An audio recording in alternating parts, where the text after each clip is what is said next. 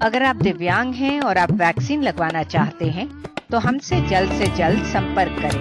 Nap Delhi और American India foundation दिव्यांग जनों को वैक्सीन लगवाने में मदद कर रही है। अरे कहाँ चले कोविड को साथ लेके, मास्क को नाक के नीचे रख के, सुन लो ये धुन गोल्डन वॉइस की तुम, चलो कोविड की बैंड बजाए हम और तुम, चलो चलो वैक्सीन लगाए, चलो चलो चलो कोविड की बैंड बजाए, चलो चलो चलो चलो वैक्सीन लगाए, चलो चलो कोविड को भारत से भगाए, चलो चलो। गोल्डन वॉइस सभी विकलांग व्यक्तियों के बीच कोविड वैक्सीन के प्रति झिझक दूर करने की एक महत्वपूर्ण पहल है। साथ ही यह दृष्टिबाधित गायकों के लिए संगीत के क्षेत्र में एक अवसर व मंच प्रदान करता है। और जानकारी के लिए हमें फोन करें 9212-319-671 पर।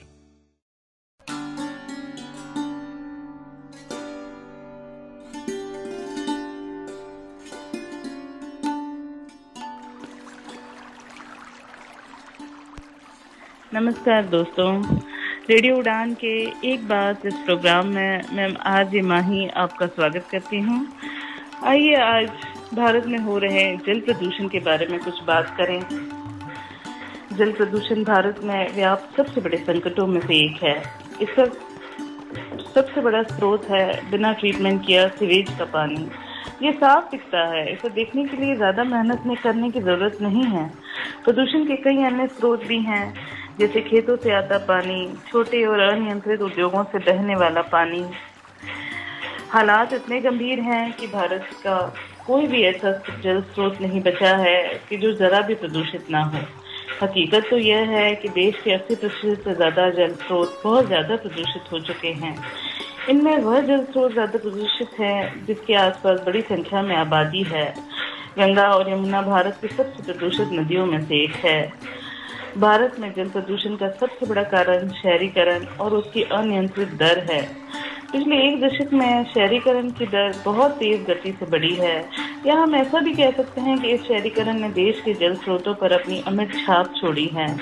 इसकी वजह से लंबी अवधि के लिए कई पर्यावरणीय समस्याएं पैदा हो गई हैं। इनमें जल आपूर्ति की कमी, पानी के प्रदूषित होने और उसके संग्रहण जैसे पहलू प्रमुख हैं। इस संबंध में प्रदूषित पानी का निपटान और ट्रीटमेंट एक बहुत बड़ा मुद्दा है। नदियों के पास कई शहर और कस्बे हैं जिन्होंने इन समस्या को बढ़ाने में कोई कसर नहीं छोड़ी है। इन इलाकों में अनियंत्रित शहरीकरण से सीवेज का पानी बह रहा है। शहरी इलाकों में नदियों, तालाबों, नहरों, कुओं और झीलों का पानी इस्तेमाल किए घरेलू और औद्योगिक आवश्यकताओं के लिए होता है।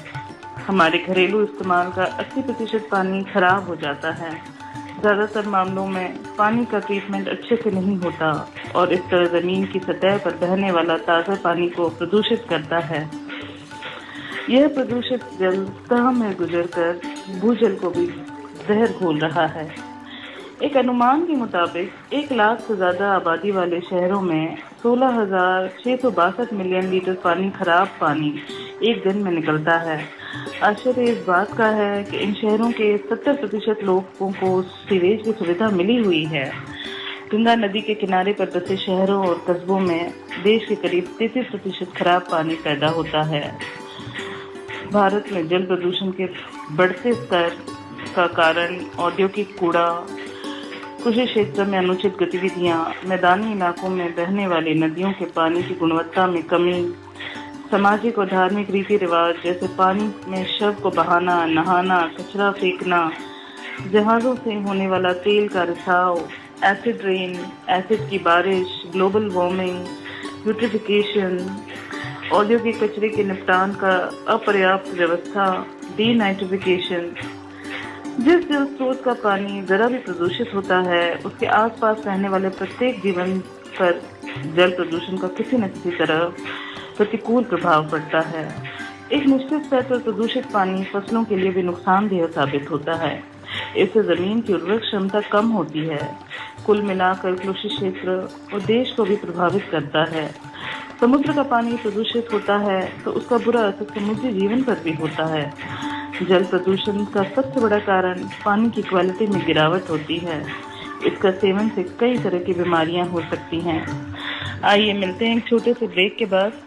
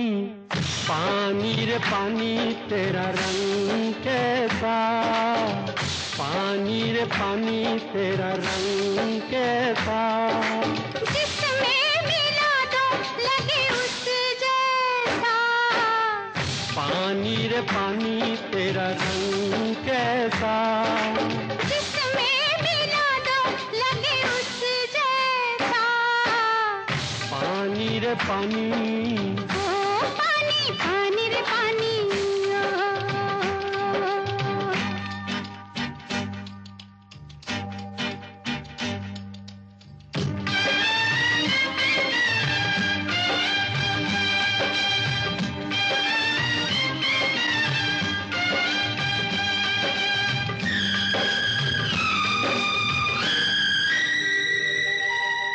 इस दुनिया में जीने वाले ऐसे भी हैं जीते, रूखी सूखी खाते हैं और ठंडा पानी पीते। इस दुनिया में जीने वाले ऐसे भी हैं जीते, रूखी सूखी खाते हैं और ठंडा पानी पीते।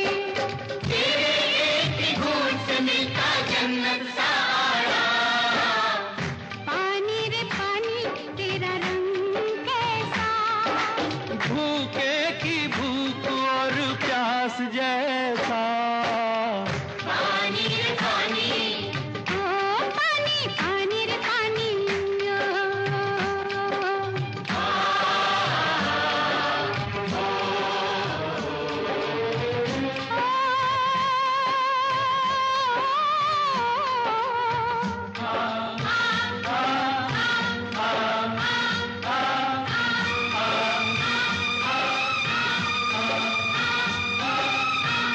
गंगा से जब मिले तो बनता गंगा जल तू पावन, बादल से तू मिले तो रिमझिम रिमझिम बरसे सावन, सावन आया सावन आया,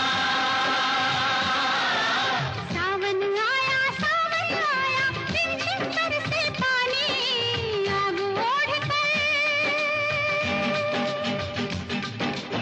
आग पहन कर, आग ओढ़ कर आग पहन कर पिघली जाए जवानी, कहीं पे देखो छत टपकती जीना हुआ हराम, पानी रे पानी तेरा रंग कैसा, दुनिया बनाने वाले रब जैसा, पानी रे पानी, ओ पानी पानी रे पानी।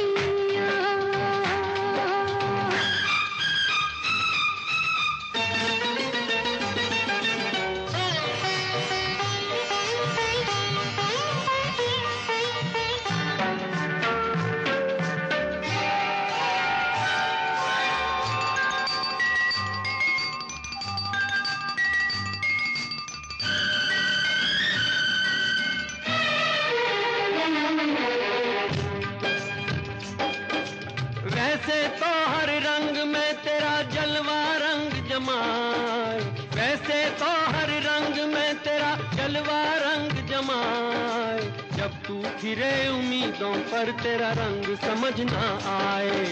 कली खिले तो छट आ जाए पतझड़ का पैगाम। पानी रे पानी तेरा रंग कैसा, 100 साल जीने की उम्मीदों जैसा।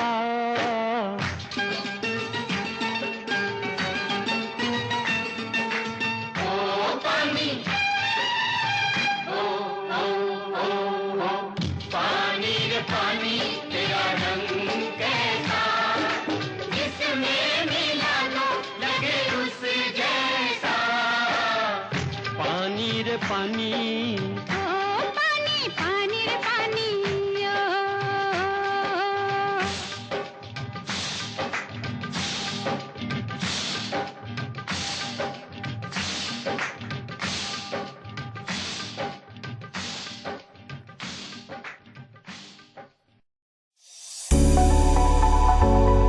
तीसरी एम्पावर असिस्टिव टेक्नोलॉजी कॉन्फ्रेंस का आयोजन हो रहा है ऑनलाइन 28 से 30 अक्टूबर तक।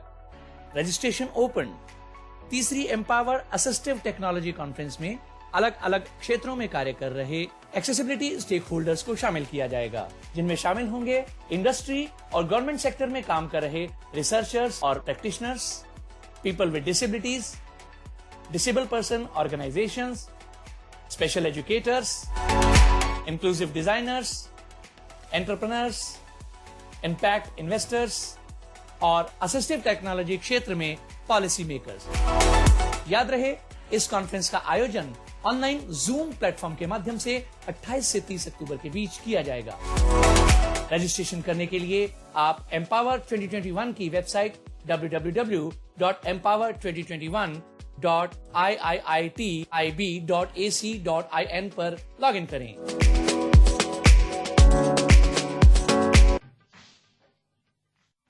जल प्रदूषण का मुख्य कारण मानव या जानवरों की जैविक या फिर औद्योगिक क्रियाओं के फलस्वरूप पैदा हुए प्रदूषणों को बिना किसी समुचित उपचार के सीधे जल धाराओं में विसर्जित कर दिया जाना है। जल में विभिन्न प्रकार के हानिकारक पदार्थों के मिलने से जल प्रदूषित होता है। जल प्रदूषण एक वैश्विक समस्या है। इसके लिए सभी स्तरों पर चल रहे मूल्यांकन और जल समाधान नीति में संशोधन की आवश्यकता है, क्योंकि जल प्रदूषण के कारण पूरे विश्व में कई प्रकार की बीमारियां और लोगों की मौत भी हो रही है। इसके कारण लगभग प्रतिदिन 14,000 लोगों की मौत हो रही है, जिसमें 580 लोग भारत के हैं। चीन में शहरों का 90% जल प्रदूषित होता है। वर्ष 2007 में एक जानकारी के अनुसार चीन में 50 लाख से अधिक लोग सुरक्षित पेयजल की पहुंच से दूर हैं। यह परेशानी सबसे अधिक विकसित देशों में होती है। उदाहरण के लिए अमेरिका में 43% धारा के बहते जल, 47% झील, 32% खाड़ी के जल के प्रति वर्ग मील को प्रदूषित जल की श्रेणी में ले लिया गया है। चीन में राष्ट्रीय विकास विभाग के 2007 में दिए बयान के अनुसार चीन के 7 नदी में जहरीला पानी है, जिससे त्वचा को हानि होती है।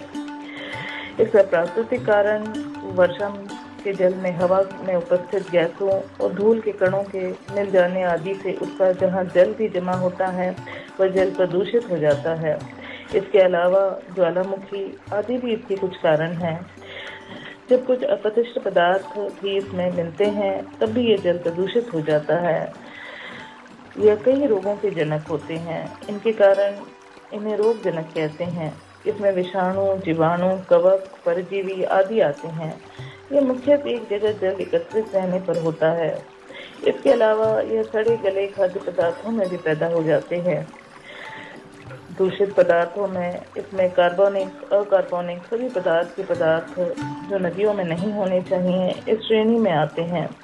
कपड़े या बर्तन की धुलाई या जीवों या मनुष्यों के साबुन से नहाने पर यह साबुन जल युक्त शुद्ध जल में विलय हो जाता है। खाने या किसी भी अन्य तरह का पदार्थ भी जल में घुलकर उसे प्रदूषित कर देता है।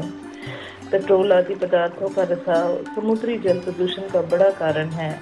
पेट्रोल का आयात निर्यात समुद्री मार्गों से किया जाता है। इन जहाज़ों में से कई बार रिसाव हो जाता है या किसी कारण से जहाज दुर्घटना का शिकार हो जाता है। उसके डूबने आदि या तेल के समुद्र में फैलने से जल प्रदूषित होता है।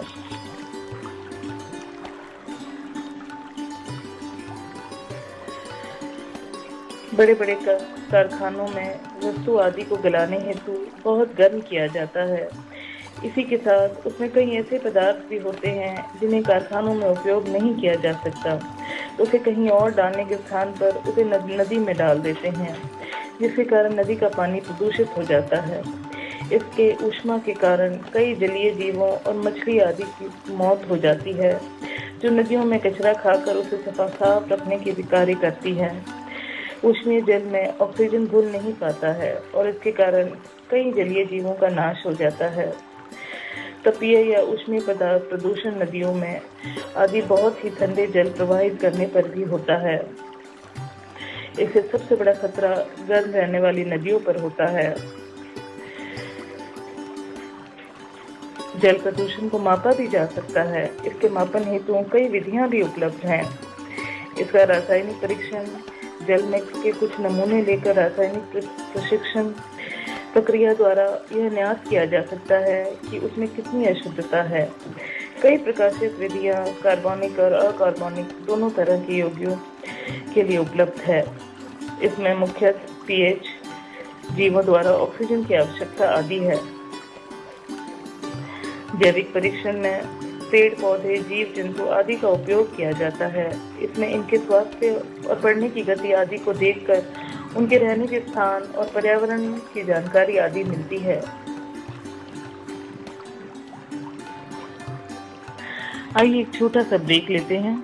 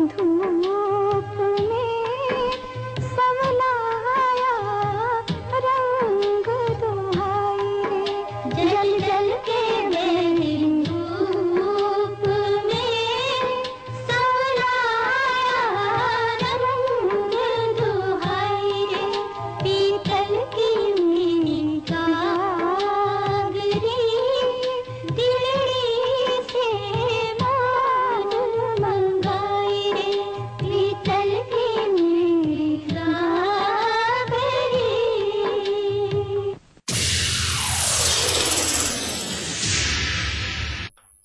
मेरा टॉवल कहाँ पर पड़ा हुआ है?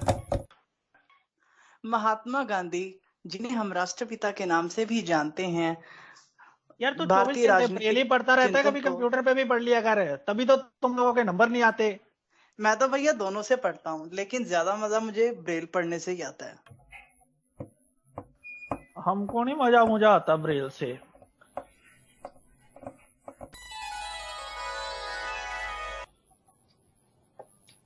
यार अभी एग्जाम देने जाना है, तो मैं फटाफट से एक बार एक लुक ले लेता हूँ। शिट, ये कंप्यूटर क्यों नहीं चल रहा मेरा? ओ ये कंप्यूटर क्यों नहीं चल रहा? अबे कंप्यूटर कहाँ से चलेगा, लाइट चली गई है। उफ, अब मैं कैसे पढ़ूं? काश आपने समय पर ब्रेल सीख ली होती तो आज इतनी परेशानियों का सामना न करना पड़ता।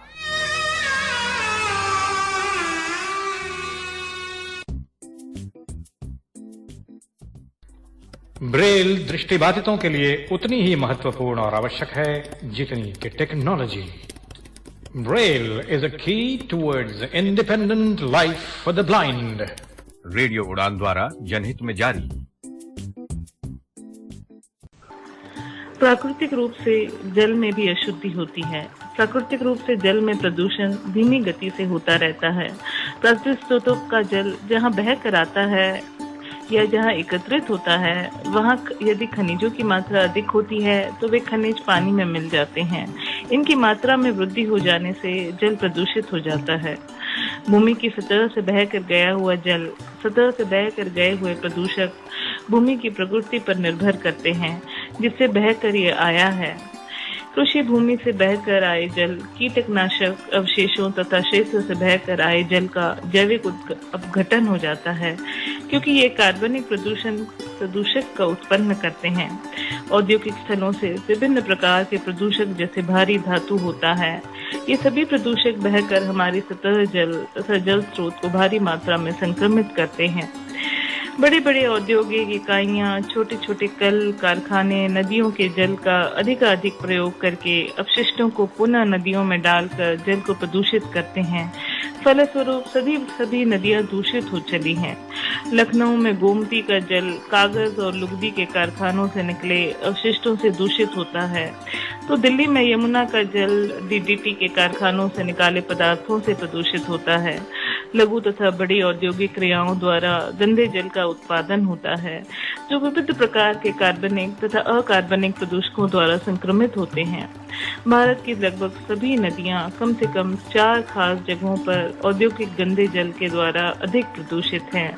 यहाँ तक कि समुद्री पर्यावरण भी अछूता नहीं है। ज्यादातर तटीय जल को तटीय उत्सर्जन, झींगा संवर्धन फार्म तथा मछली प्रसंस्करण उद्योग से खतरा है। औद्योगिक उत्सर्जन के ज्यादातर अवयव कम सांद्रता होने पर भी पारितंत्र के लिए जहरीले तथा बहुत से अवयवों को जैविक अपघटन संभव नहीं है।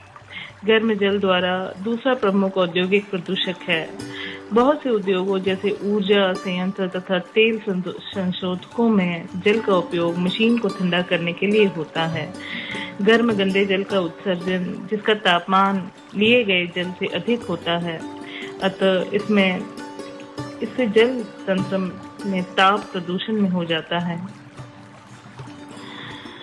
घरेलू क्रियाओं, रसोई पकाने एवं अन्य घरेलू जल तरल गंदे जल के रूप में बाहर आते हैं। ज्यादातर ये नदियों में सीधे गिरा दिए जाते हैं या किसी नजदीक के जल तंत्र में डाल दिए जाते हैं। कश्मीर की प्रसिद्ध डल झील भी घरेलू सीवेज के डालने से पूरी तरह प्रदूषित हो चुकी है। घरेलू उत्सर्जक ज्यादातर कार्बनिक मलमूत्र धोती है जिसका जैव अपघटन संभव है। ज्यादातर पोषक धुलाई के अवशेष से आते हैं जैसे फॉस्फेट तथा कार्बनिक अवशेष।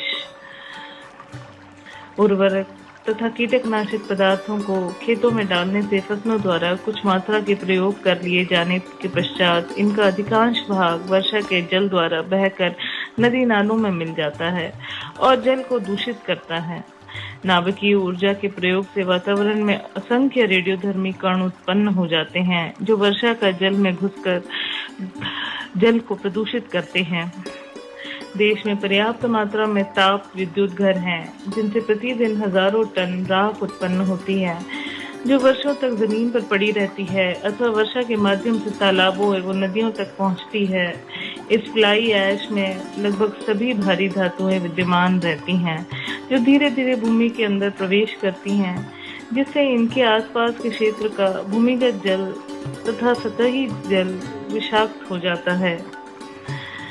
पेट्रोलियम खनिज कोयला तथा अन्य ईंधनों के जलने से वायु में sulphur dioxide, carbon dioxide, nitrogen के ऑक्साइड तथा अन्य गैस वर्षों में जल में घुसकर अम्ल तथा अन्य लवण बनकर जल को प्रदूषित करते हैं।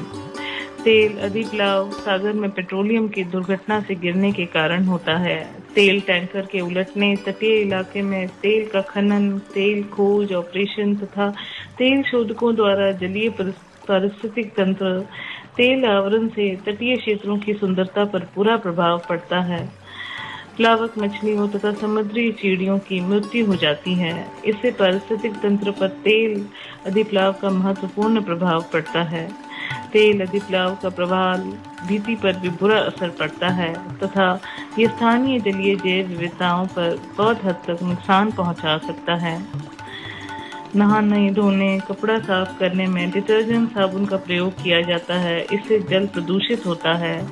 मल मूत्र, कूड़ा करकट आदि नदियों, तालाबों, झीलों में छोड़ जाने से जल प्रदूषण बढ़ता है। जैविक रोगाणु जैसे वायरस, बैक्टीरिया, प्रोटोजोआ, शैवाल, रासायनिक कार्बनिक रासायनिक जैसे जैव शंक। आइए एक छोटा सा ब्रेक लेते हैं।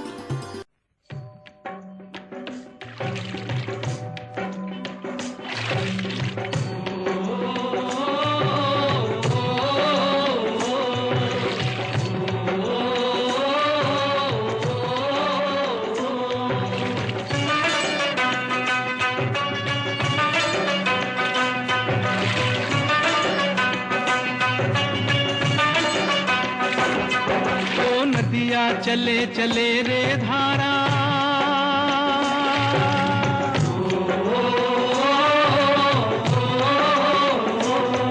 ओ नदिया चले चले रे धारा, चंदा चले चले रे तारा। तुझको चलना होगा, तुझको चलना होगा, तुझको चलना होगा, तुझको चलना होगा।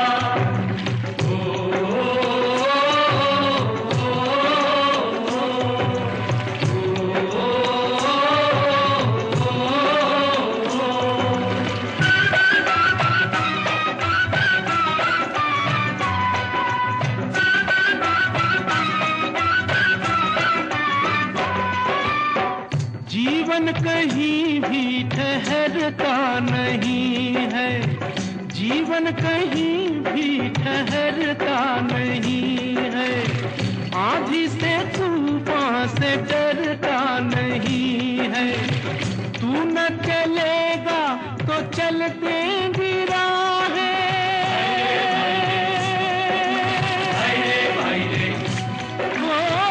तू न चलेगा तो चल देंगी राहें। मंजिल को तरसेंगी तेरी निगाहें। तुझको चलना होगा, तुझको चलना होगा, तुझको चलना होगा, तुझको चलना होगा। ओ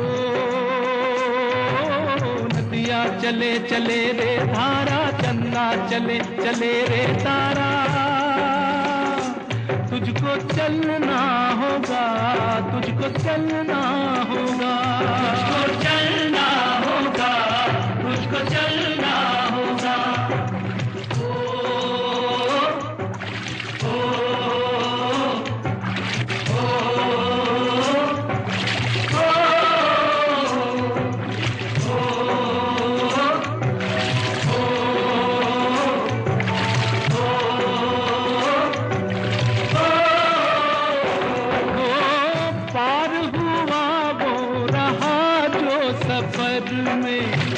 पार हुआ वो रहा जो सफर में, जो भी रुका फिर गया वो भंवर में। नाव तो क्या बह जाए किनारा,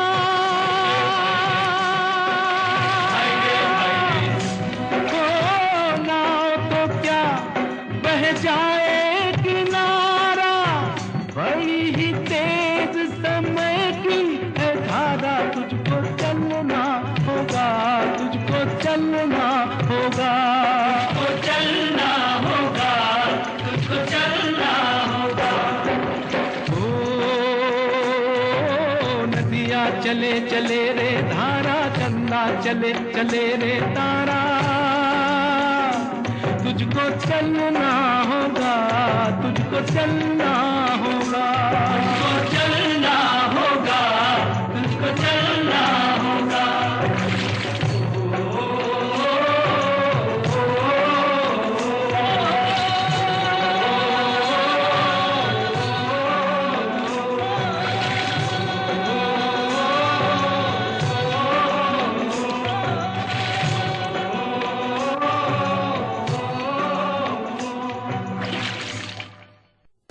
जल प्रदूषण का नियंत्रण हम कुछ हद तक कर सकते हैं। प्रत्येक घर में सेप्टिक टैंक होना चाहिए। शोधन प्योरिफिकेशन के पूर्व औद्योगिक अपशिष्टों इंडस्ट्रियल वेस्ट प्रोडक्ट्स को लगाना चाहिए, जिससे इनके द्वारा निकला जल शुद्ध होने के बाद जल स्रोतों में जा सके। समय समय पर जल स्रोतों से हानिकारक पौधों को निकाल देना चाहिए। लोगों को नदी, तालाब, झील में स्नान नहीं करना चाहिए। कीटनाशकों, इंसेक्टिसाइड इत्यादि के रूप में निम्नीकरण योग्य पदार्थों का प्रयोग करना चाहिए। खतरनाक कीटनाशियों के उपयोग पर प्रतिबंध लगाना चाहिए। पशुओं के प्रयोग के लिए अलग जल स्रोत का प्रयोग करना चाहिए। ताप तथा परमाणु बिजली घरों से निकलने वाले जल को ठंडा होने के बाद शुद्ध करके ही जल स्रोतों में छोड़ना चाहिए। कुछ मछलियां हानिकारक जंतुओं के लावा तथा अंडों को खाकर उनकी संख्या को कम करती हैं। इन्हें जल स्रोतों में पालना चाहिए। कृषि कार्य में उर्वरकों को व कीटनाशकों के प्रयोग पर नियंत्रण लगाना चाहिए। जल प्रदूषण के दुष्परिणामों से जनमानस को अवगत कराना चाहिए। सरकार व समाज मिलकर प्रदूषित जल की स्वच्छता संबंधी अभियान चलाएं। आणविक विस्फोट से समुद्र को बचाना चाहिए। घरेलू सीवेज में 90% जल एवं 0.1% प्रदूषक होते हैं। शहरी क्षेत्रों के घरेलू सीवेज के 90% से अधिक दूषकों को केंद्रीकृत सीवेज ट्रीटमेंट के प्लांट द्वारा हटाया जा सकता है। भूमिगत जल प्रदूषण में औद्योगिक, नागरीय एवं कृषि अपशिष्टों से युक्त जल से रिस कर भूमिगत जल से मिल जाने से भूमिगत जल संक्रमित होता है। स्वच्छ पानी की कुल मात्रा में भूमिगत जल लगभग 30% है। भूमिगत जल 1.5 बिलियन लोगों के लिए जल का प्राथमिक स्रोत है। भूमिगत जल में कमी मानव के लिए कृषि समेत अन्य गतिविधियों के लिए विकट समस्या पैदा करती है। भारत में कई जगहों पर भूमिगत जल को औद्योगिक तथा नगरीय अपशिष्टों, उत्सर्जन, सीवेज चैनलों तथा कृषि से बहकर आए जलों से होने वाले क्षरण के कारण संक्रमण का खतरा है। उदाहरण के लिए पेयजल में नाइट्रेट की अत्यधिक मात्रा मानव स्वास्थ्य के लिए हानिकारक है तथा नवजात शिशुओं की मृत्यु भी हो सकती है। यह हीमोग्लोबिन के साथ प्रतिक्रिया कर असक्रिय मेथेमोग्लोबिन बनाता है कि जो ऑक्सीजन यातायात को विकृत बना देता है। भारत में कई जगहों पर भूमिगत जल आर्सेनिक से संक्रमित होते हैं, खासकर प्रकृति में पाए जाने वाले बेड रॉक के आर्सेनिक से। भूमिगत जल के अत्यधिक उपयोग से भूमि तथा चट्टानों के स्रोतों में आर्सेनिक का निक्षालन शुरू हो सकता है। आर्सेनिक के लगातार संपर्क से ब्लैक फुट बीमारी हो जाती है। आर्सेनिक से डायरिया, पेरिफेरल न्यूराइटिस तथा हाइपरकेरेक्टोसिस तथा फेफड़े एवं त्वचा के कैंसर हो सकता है। पेयजल में नाइट्रेट की अधिक मात्रा से यह नवजात शिशुओं के हीमोग्लोबिन के साथ मिलकर हीमोग्लोबिन बनाता है, जो ऑक्सीजन परिवहन में बाधा उत्पन्न करता है। इससे नवजात शिशुओं की मृत्यु हो जाती है। इस रोग को मेथमोग्लोबिनिया या ब्लू बेबी सिंड्रोम कहा जाता है। पेयजल में फ्लोराइड की अधिकता से फ्लोरोसिस नामक रोग हो जाता है, जिससे दांत एवं हड्डियां कमजोर हो जाती हैं। आर्सेनिक युक्त जल के प्रयोग से ब्लैक फुट नामक चर्म रोग हो जाता है। इसके अलावा आर्सेनिक से डायरिया, पेरिफेरल न्यूराइटिस तथा फेफड़े एवं त्वचा के कैंसर हो जाते हैं।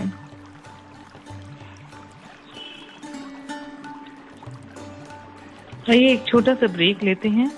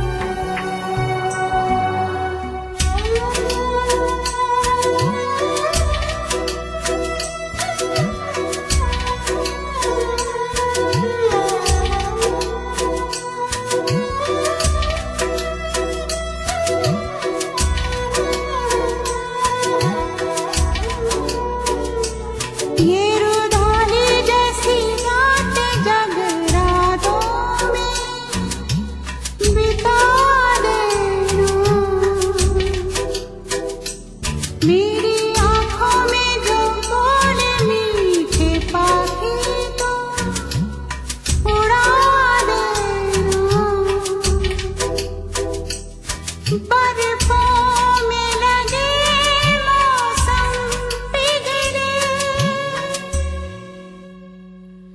मौसम हरे कर जा, नींदें खाली कर जा। पानी पानी रे खारे पानी रे, पानी पानी रे खारे पानी रे, नैनों में भर जा, नींदें खाली कर जा।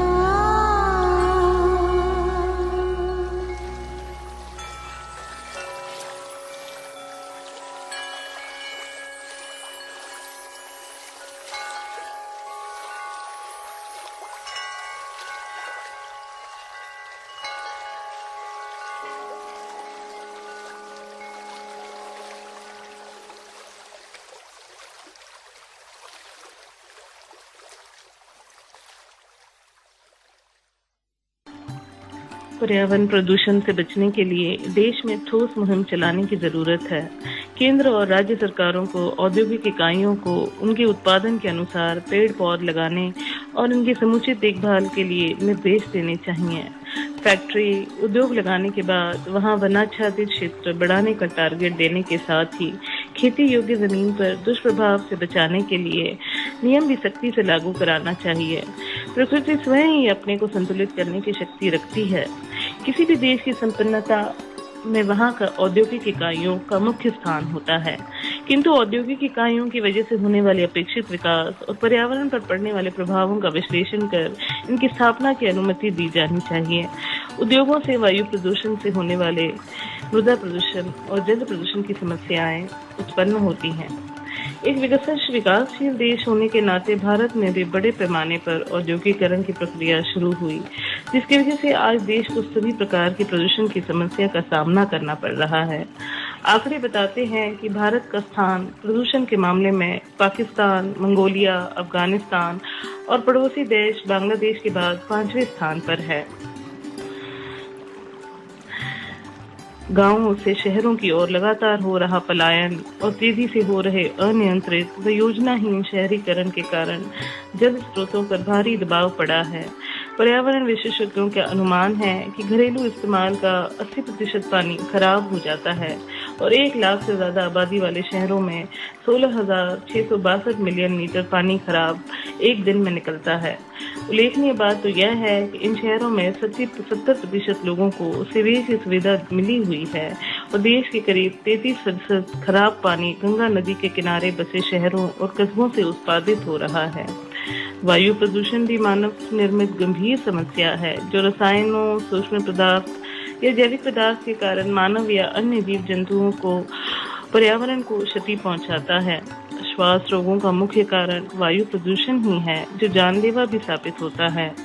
वायु प्रदूषण का मुख्य वजह मोबाइल, ऑटोमोबाइल, कार्बन डाइऑक्साइड जैसे जहरीली गैसें हैं। इन गैसों के कारण ग्लोबल वार्मिंग की समस्या बड़ी है। धूल और धुएं के रूप में सूक्ष्म पदार्थ नाक में प्रवेश कर गंभीर बीमारियां पैदा करते हैं।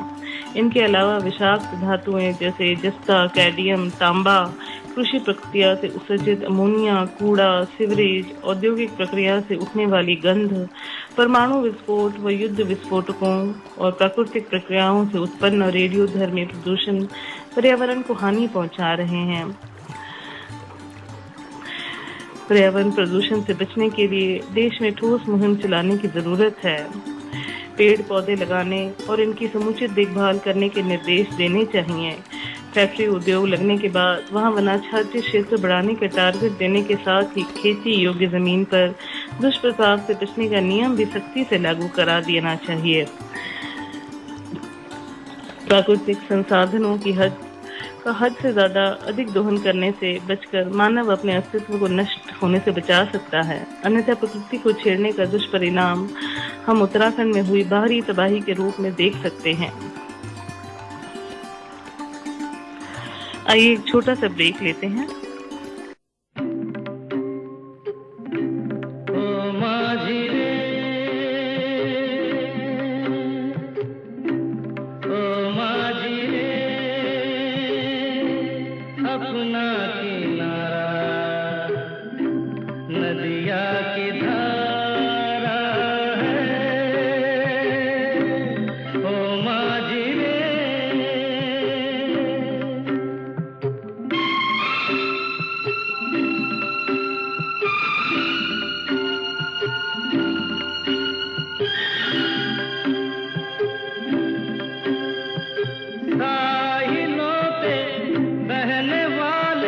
कभी सुना तो होगा कहीं हो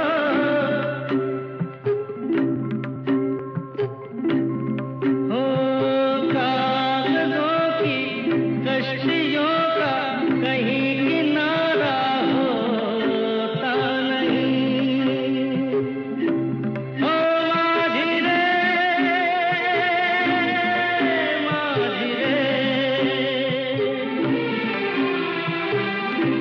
कोई किनारा जो किनारे से मिले वो अपना किनारा है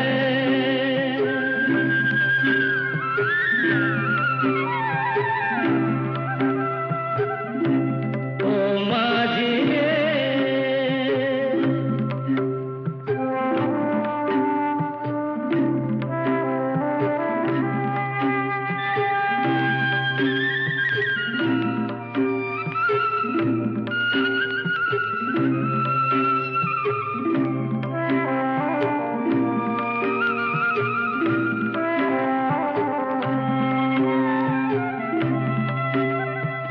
पानियों में बह रहे हैं कई किनारे टूटे हुए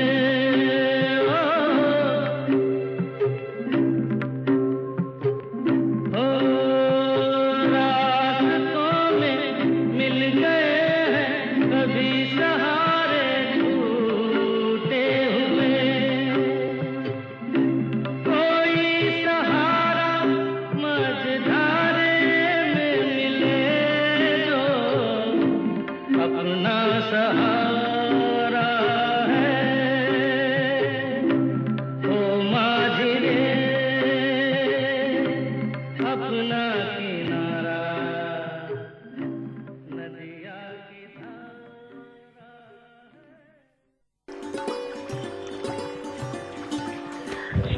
जल प्रदूषण का सबसे अच्छा समाधान है इसे न होने देना। इसका सबसे प्रमुख समाधान है मिट्टी का संरक्षण। मिट्टी के कटाव की वजह से भी जल प्रदूषण होता है। ऐसे में यदि मिट्टी के संरक्षण होता है तो हम कुछ हद तक पानी के प्रदूषण को रोक सकते हैं। हम ज़्यादा से ज़्यादा पौधे या पेड़ लगाकर मिट्टी के कटाव को रोक सकते हैं। खेती के ऐसे तरीके अपना सकते हैं जो मिट्टी की उर्वरता की चिंता करे और उसे बिगाड़ने के बजाय सुधारे। इसके साथ ही जहरीले कचरे के निपटान के सही तरीकों को अपनाना भी बेहद महत्वपूर्ण है। शुरुआत में हम ऐसे उत्पादों का इस्तेमाल न करें या कम करें जिनसे उन्हें नुकसान पहुंचाने वाले जैविक यौगिक शामिल हों।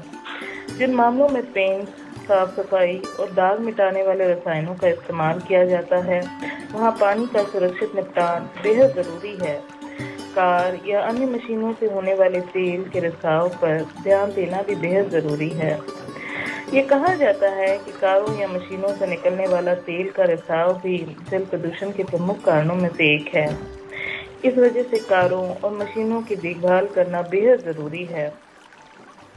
नियमित रूप से यह देखा जाए कि तेल का रिसाव तो नहीं हो रहा। काम पूरा होने के बाद खासकर जिन फैक्ट्रियों और कारखानों में तेल के इस्तेमाल होता है, खराब तेल को साफ करना या सुरक्षित निपटान के बाद या इस्तेमाल के लिए रखने में सावधानी बरतनी ज़रूरी है।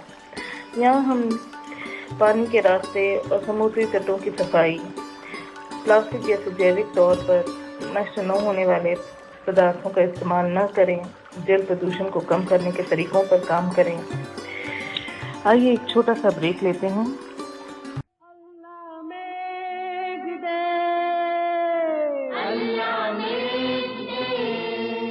अल्लाह मेघ दे पानी दे, पानी दे गुड़ धानी दे। अल्लाह मेघ दे पानी दे, पानी दे गुड़ धानी दे। अल्लाह मेघ दे, अल्लाह मेघ दे, अल्लाह मेघ दे, अल्लाह मेघ दे पानी दे, पानी दे गुड़ धानी दे। अल्लाह मेघ दे, मेघ दे पानी दे, पानी दे गुड़ धानी दे।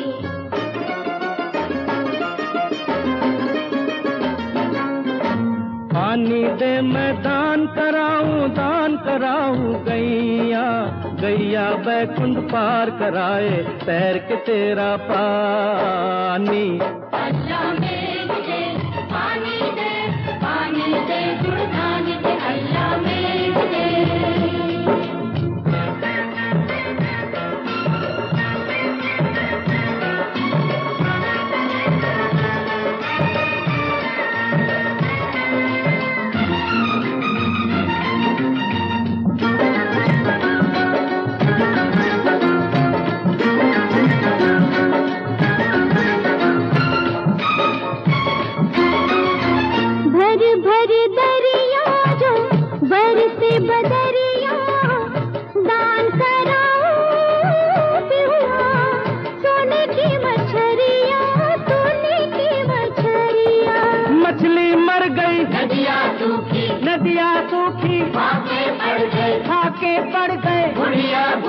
कौन बचाए बादल आए पानी लाए। अल्लाह मेघ दे पानी दे, पानी दे गुड़ धान दे, अल्लाह मेघ दे।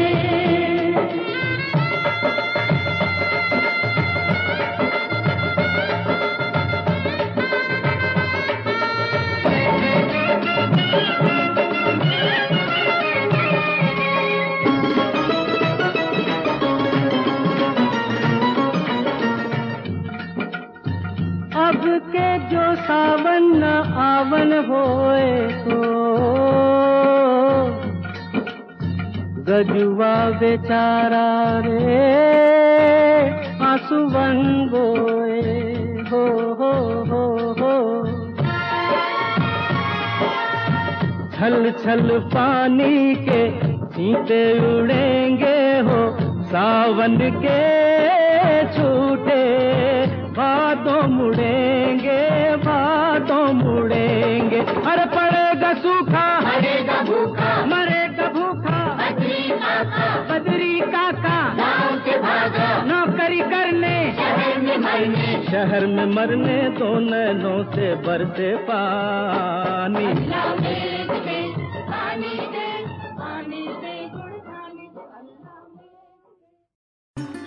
प्लास्टिक के वो पॉलिथीन बैग से, प्लास्टिक वैसे तो बायोडिग्रेडेबल नहीं होता है और पॉलिथीन भी जैविक रूप से नष्ट नहीं हो पाते हैं।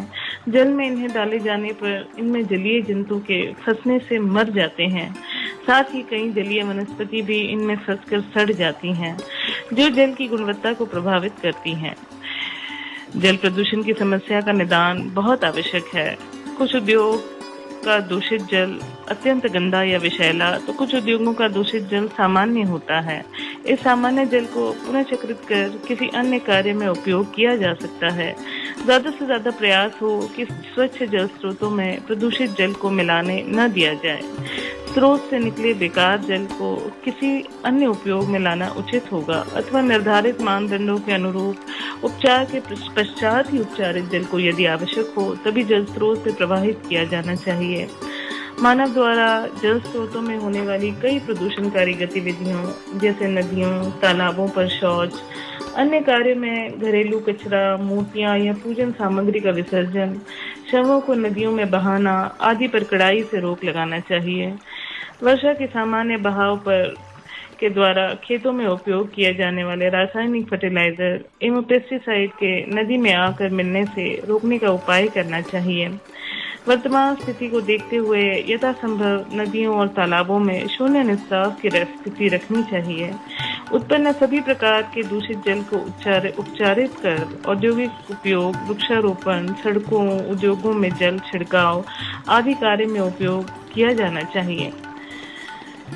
पृथ्वी पर निरंतर जल प्रदूषण का बढ़ना भविष्य में पेयजल की आपूर्ति के लिए भयावह स्थिति पैदा कर सकता है।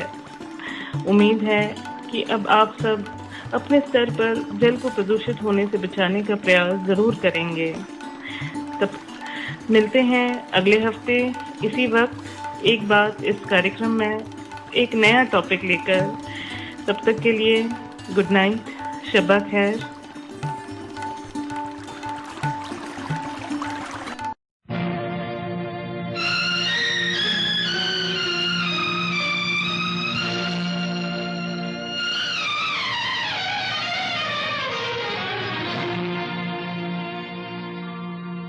गंगा तेरा पानी अमृत,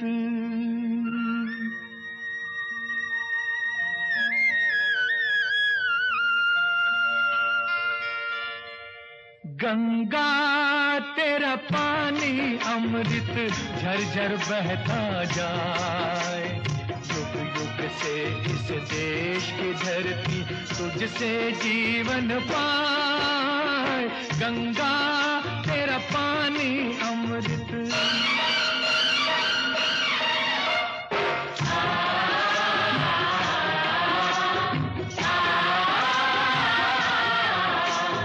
दूर हिमालय से तू आई गीत सुहानी गाती, बस्ती बस्ती जंगल जंगल सुख संदेश सुनाती, तेरी चांदी जैसी धारा मीलों तक लहराए, गंगा तेरा पानी अमृत।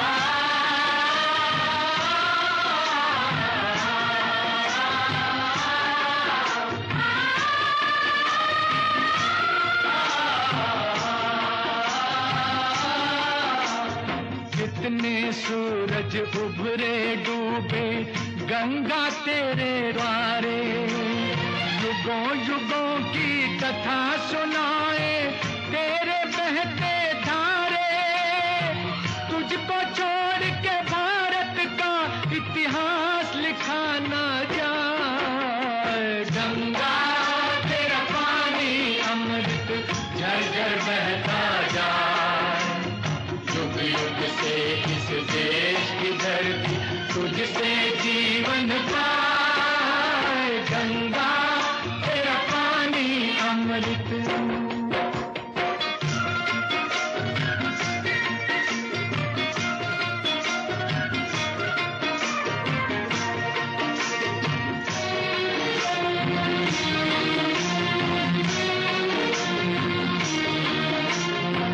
इस धरती का दुख सुख तूने अपने बीच समोया, जब जब देश गुलाम हुआ है तेरा पानी रोया, जब जब हम आजाद हुए हैं तेरे तट मुस्कान, गंगा तेरा पानी अमृत झरझर बहता जाए, युग युग से इस देश की